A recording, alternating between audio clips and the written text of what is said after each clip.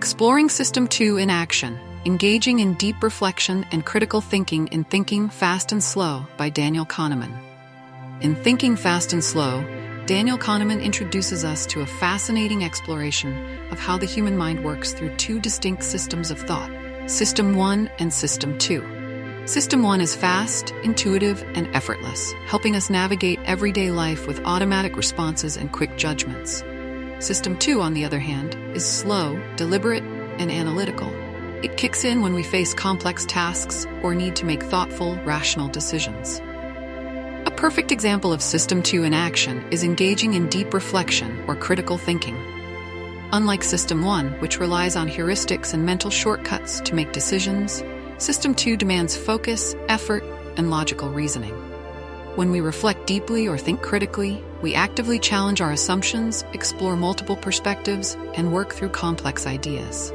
In this blog post, we will explore how deep reflection and critical thinking are powerful examples of System 2 thinking, how this mode of thought shapes our understanding of the world, and why it is essential for making sound decisions in our daily lives. What is System 2 thinking? In Kahneman's framework, System 2 is the part of the mind that requires conscious thought, attention, and effort. While System 1 excels at making quick, intuitive decisions based on past experiences, System 2 comes into play when we need to solve problems that are not immediately obvious, or when we need to slow down and think things through carefully. System 2 is activated when we are faced with tasks that require logical reasoning or careful evaluation. We need to analyze new information rather than relying on past experiences or gut reactions. We are engaged in activities that require reflection or deep thought, such as solving complex problems, making life-changing decisions, or conducting a critical review of our beliefs. Deep reflection, System 2 at work. Deep reflection is an activity that is powered by System 2. It requires us to step back from our automatic responses and examine our thoughts, beliefs, and experiences. This kind of thinking doesn't happen on autopilot. It requires time, attention, and a willingness to engage in introspection. Imagine you are reflecting on a major life decision, such as changing your career. System 1 might urge you to make a snap decision based on your immediate emotional response. Perhaps the thought of change excites you, or maybe it fills you with fear and anxiety. System 1 is quick to suggest a course of action based on how you feel in the moment. Critical thinking, another example of System 2 in action. Critical thinking is another key example of how System 2 operates. Critical thinking involves analyzing information, evaluating arguments, and synthesizing different points of view to arrive at a well-reasoned conclusion. It's the opposite of jumping to conclusions based on gut feelings or biases. Instead, it requires us to scrutinize the evidence and engage in logical reasoning. Let's consider a real-world example. Imagine you're reading an article that makes bold claims about the effectiveness of a new diet. System 1 might immediately accept the information if it aligns with what you already believe, or reject it if it contradicts your prior experiences. However, critical thinking requires engaging System 2 to analyze the validity of the claims. You would ask questions such as, what evidence is presented to support the claims? Is the source of the information credible? Are there alternative viewpoints or counter-arguments? What assumptions are being made, and are they justified? Critical thinking demands the deliberate effort of evaluating the argument rather than passively accepting it. You might take time to cross-check facts, review studies, and weigh the credibility of the sources. Through this process, System 2 ensures that your decision is based on reason and evidence, rather than emotional reactions or cognitive biases. The cognitive effort of System 2. What makes System 2 different from System 1 is that it is cognitively demanding.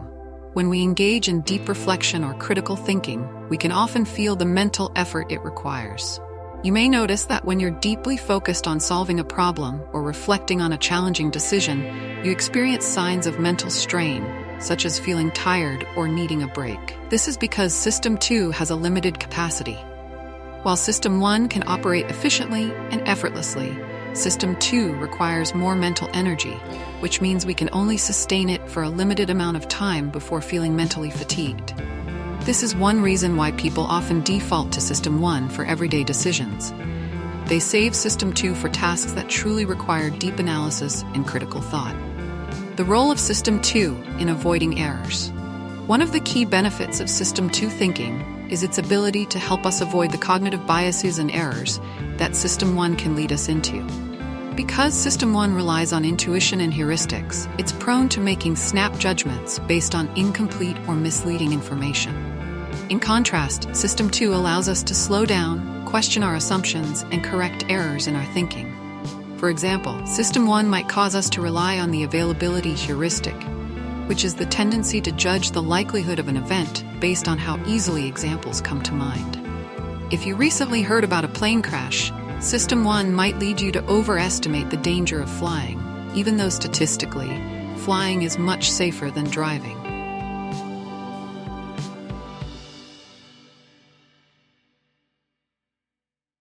System 2 helps us recognize this bias by examining the actual data and correcting our initial judgment.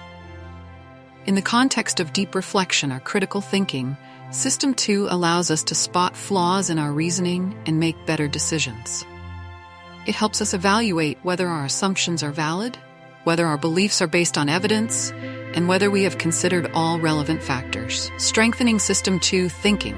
While System 2 is crucial for tasks like deep reflection and critical thinking, it's not always easy to engage. Our brains are often cognitive misers, preferring to conserve energy by relying on System 1 whenever possible. However, we can strengthen our System 2 thinking by practicing activities that require sustained focus and analytical reasoning. Here are a few ways to strengthen System 2 thinking. Challenge your assumptions. When faced with a problem, actively question your initial assumptions and engage in critical thinking. Ask yourself if you have all the relevant information or if there are alternative explanations. Engage in analytical tasks. Activities like solving puzzles, playing strategy games, or engaging in debates can help train your brain to think more analytically and critically. Take time for reflection. Set aside time for deep reflection on your decisions and experiences. Whether through journaling or meditation, reflection helps you engage System 2 by allowing you to carefully evaluate your thoughts and beliefs. Avoid multitasking. System 2 requires full attention to operate effectively. Avoid trying to engage in deep reflection or critical thinking while multitasking, as it will reduce your ability to focus. Conclusion: the power of System 2 in reflection and critical thinking. Daniel Kahneman's Thinking, Fast and Slow reveals the incredible power of System 2 in shaping how we think, reflect, and make decisions.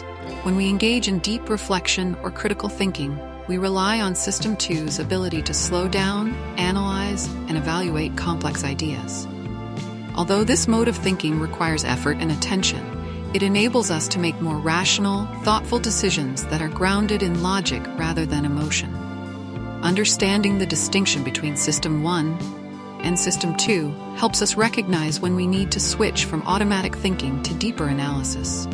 By developing our System 2 thinking skills, we can enhance our ability to reflect on our choices, critically evaluate the world around us, and make decisions that lead to better outcomes in all areas of life.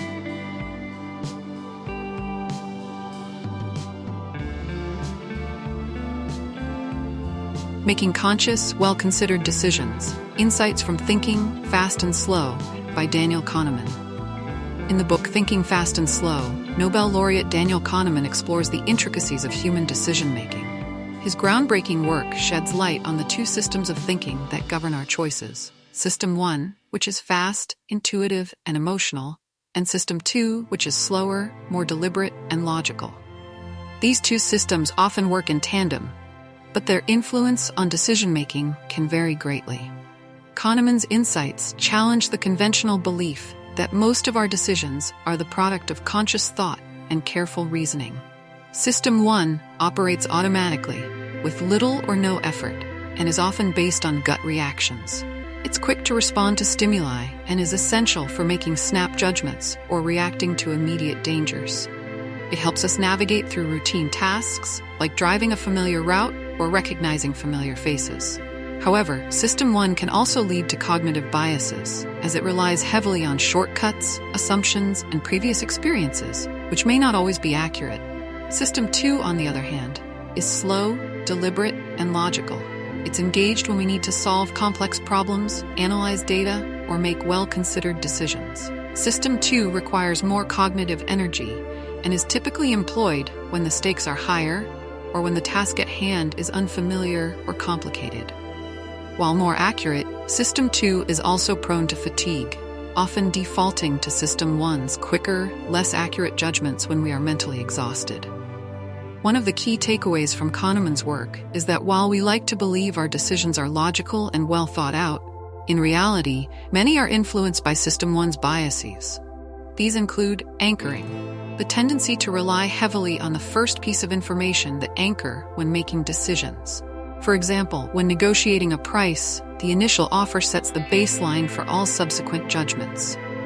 Availability, heuristic, when people estimate the likelihood of events based on how easily examples come to mind. If you've recently heard about a plane crash, you might overestimate the dangers of flying, even though statistically, it remains one of the safest modes of transport. Confirmation bias, the tendency to search for, interpret, and remember information in a way that confirms our pre-existing beliefs. This can lead to flawed decisions as we disregard evidence that contradicts our views. Kahneman argues that these biases and heuristics often lead us to make poor choices, especially in situations requiring thoughtful analysis. However, by recognizing the interplay between System 1 and System 2, we can begin to mitigate these errors.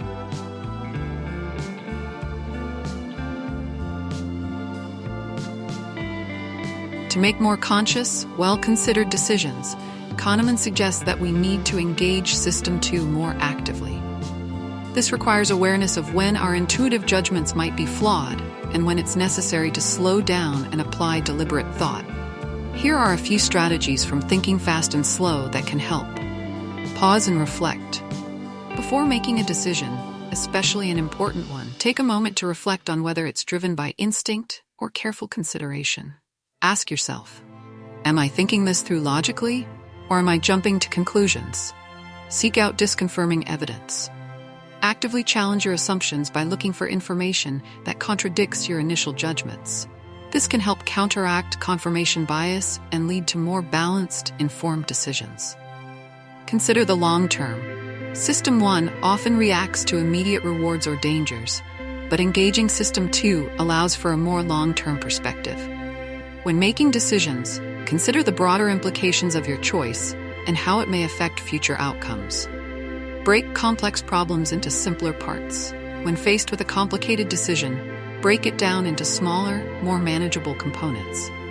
This reduces cognitive overload and allows System 2 to process information more effectively. Practice self-awareness. Being aware of your mental state is crucial. Fatigue, stress, or distractions can cause System 2 to disengage, allowing System 1's biases to take over. Ensure you're in the right frame of mind before tackling important decisions. Overcoming biases in decision-making. Kahneman emphasizes that while it's impossible to eliminate all biases from our decision-making process, awareness is the first step toward improvement. By recognizing when we're relying too heavily on System 1 and actively engaging System 2, we can begin to make more conscious, well-considered decisions. This doesn't mean we should dismiss intuition altogether. There are many situations where System 1's quick judgments are beneficial, especially in environments where experience and expertise play a crucial role. However, for decisions that require careful thought, such as financial choices, career moves, or personal relationships, slowing down and engaging System 2 is essential. Conclusion: Daniel Kahneman's Thinking Fast and Slow offers profound insights into how our minds work and how we make decisions. By understanding the dynamics between our fast, intuitive thinking, System 1, and our slow, deliberate thinking, System 2, we can become more conscious of the decisions we make. While it's impossible to remove all biases from our thought processes, the awareness of these biases can help us mitigate their influence, leading to better, more rational decisions.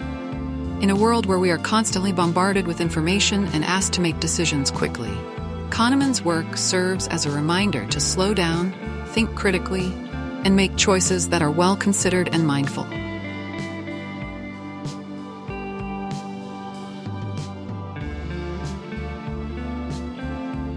Key insights from Thinking Fast and Slow: how the two systems interact and why we often default to System 1.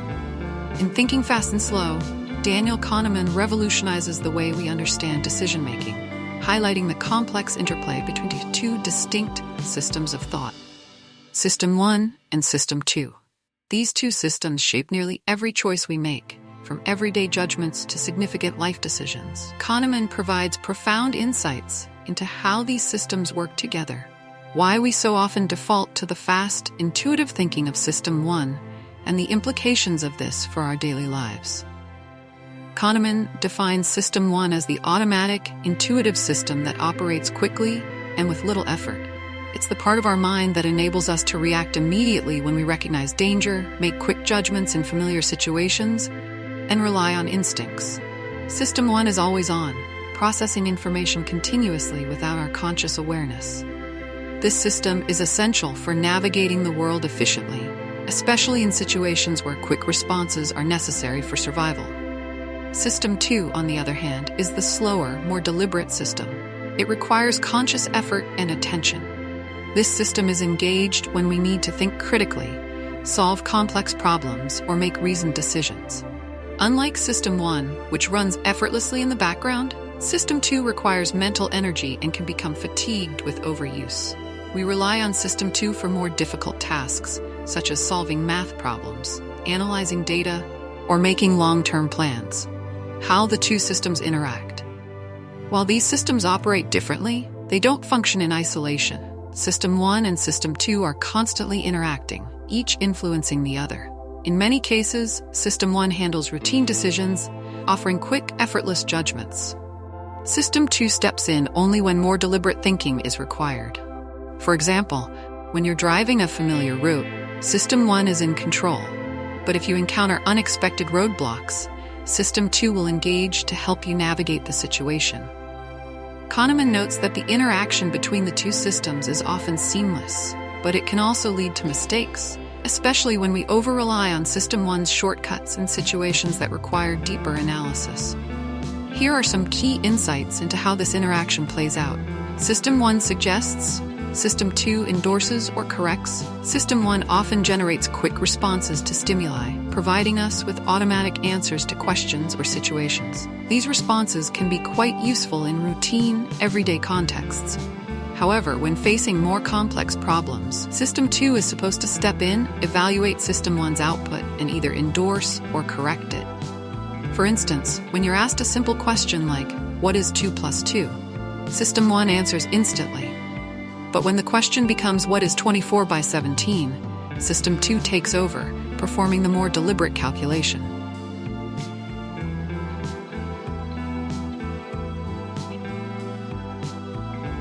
However, System 2 doesn't always engage when it should. In many cases, we accept System 1's answers uncritically, leading to errors in judgment. The cognitive ease of System 1. System 1 feels easy because it operates effortlessly. When our brains detect cognitive ease, when everything feels smooth and familiar, we are more likely to rely on System 1. This ease is a mental shortcut that can be helpful, but it also leads us to make quick decisions, even when careful thought is required. For example, when we hear familiar information, we are more likely to believe it, even if it's false.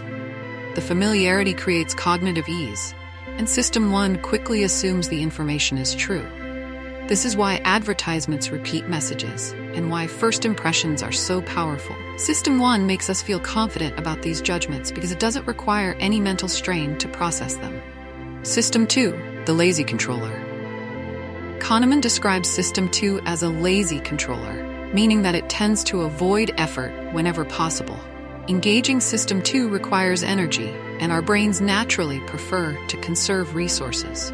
As a result, we often stick with System 1's quicker, easier answers unless we are forced to slow down and think. This laziness explains why people often stick with their first impressions, use stereotypes, or rely on heuristics, mental shortcuts, rather than conducting deeper analysis. Even when we know that more effort is needed, the temptation to go with the easy, intuitive answer can be overwhelming. Overconfidence in System 1. One of the major risks of defaulting to System 1 is overconfidence. System 1 provides immediate answers that feel right, but they're often based on incomplete information or faulty assumptions. Kahneman highlights this tendency with the concept of what you see is all there is. This principle states that System 1 doesn't bother looking for additional information once it has formed a judgment. It assumes the data at hand is all that matters. For example, when we meet someone and make snap judgments about their personality based on their appearance or a brief conversation, we're using System 1. While these judgments can be accurate in some cases, they can also be misleading because System 1 is not equipped to consider the full complexity of the person or situation. Why we default to System 1. Given the efficiency and speed of System 1, it's no surprise that we default to it most of the time. Here are some of the key reasons why. Mental energy conservation. System 2 is mentally taxing. It requires focus, effort, and cognitive resources, which we naturally want to conserve. Using System 1 allows us to navigate the world with minimal effort, which is crucial for managing the multitude of decisions we face each day. System 2 steps in only when necessary, but because engaging it is so costly in terms of energy, we tend to avoid it unless absolutely required.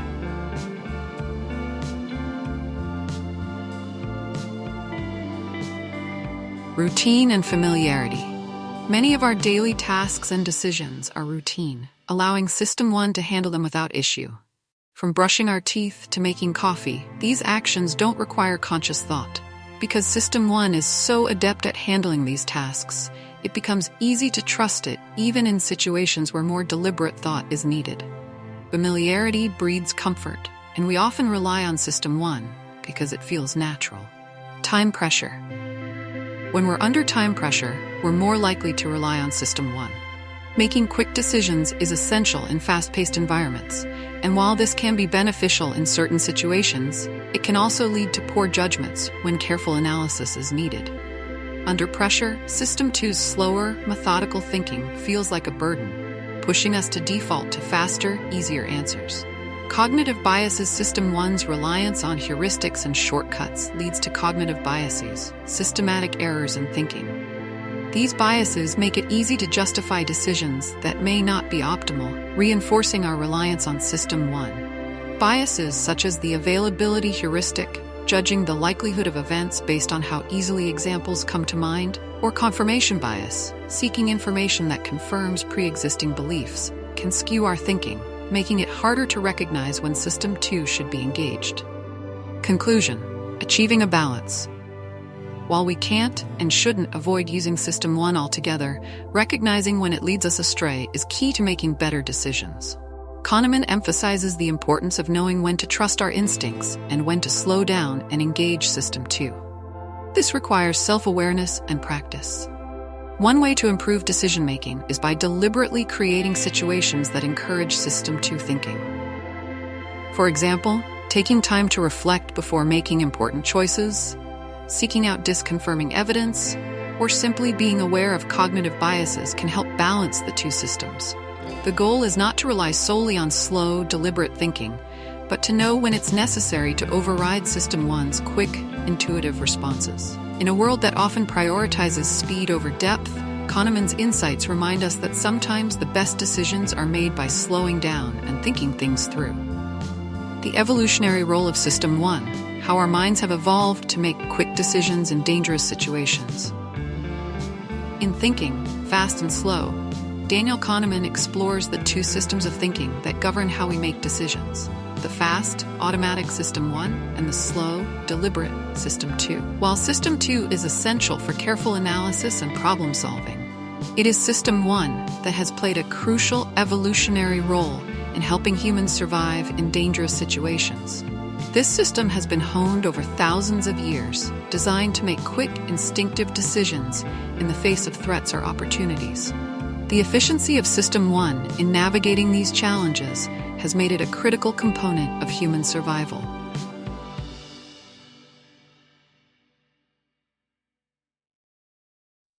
System 1 operates automatically and rapidly, with little or no effort. It relies on intuition and gut feelings, processing vast amounts of information in the background and generating quick reactions without conscious thought. This system has been vital in situations where immediate action is required, whether for evading predators in prehistoric times or avoiding a car crash in the modern world. One of the key insights from Kahneman's work is that System 1 is not just a flawed, impulsive decision-maker. It is a product of evolution, fine-tuned to ensure survival in a world where hesitation could be fatal. Long before the complexities of modern society, our ancestors needed to rely on rapid, instinctual decisions to navigate a world full of threats. The ability to react without overthinking often meant the difference between life and death. In our evolutionary past, speed was everything. Early humans lived in an environment where danger could strike at any moment, whether from predators, rival tribes, or environmental hazards. To survive, early humans needed to develop a system that allowed them to act quickly without needing to deliberate every decision. System 1 was that solution. Imagine an early human on the African savanna, hearing a rustling sound in the bushes. This sound could be a predator lurking nearby. In this scenario, there is no time for detailed analysis. A slow, deliberate response could mean death. Instead, System 1 springs into action, triggering a fight-or-flight response almost instantly. This automatic response helped our ancestors evade danger long enough to survive and pass on their genes. Kahneman argues that this kind of quick decision-making is exactly what System 1 is designed for. It enables us to recognize patterns, detect threats, and make snap judgments without needing to fully understand every detail of the situation.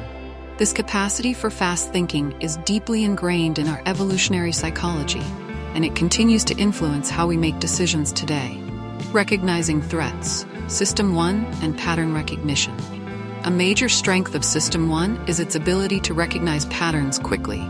Over millennia, the human brain has evolved to become highly adept at identifying potential threats based on subtle cues in the environment.